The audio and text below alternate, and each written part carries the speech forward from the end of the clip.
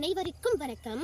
கல்யாண தரகரு பொண்ணோட அப்பா கிட்ட போய் நம்ம பாப்பாவுக்கு ஒரு நல்ல வரன் வந்திருக்கு, பேசி முடிச்சிடலாமாயான்னு கேக்குறாரு.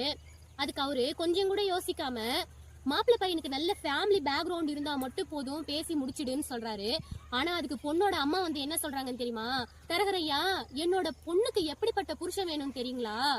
மாப்பிள்ளை பையன் கலரா இருக்கணும்னு அவசியம் இல்ல, எதிரில வர கலரை பார்க்காம இருந்தா போதும்.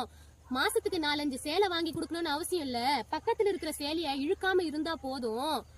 3 வேளை விருந்தளிக்கணும்னு அவசியம் இல்ல, பழைய சொத்துக்கு அடுத்த வீட்டை கெஞ்ச விடாம இருந்தா போதும். இப்படிப்பட்ட மாப்பிள்ளை இருந்தா போதும் என் பொண்ணுக்குன்னு சொல்றாங்க.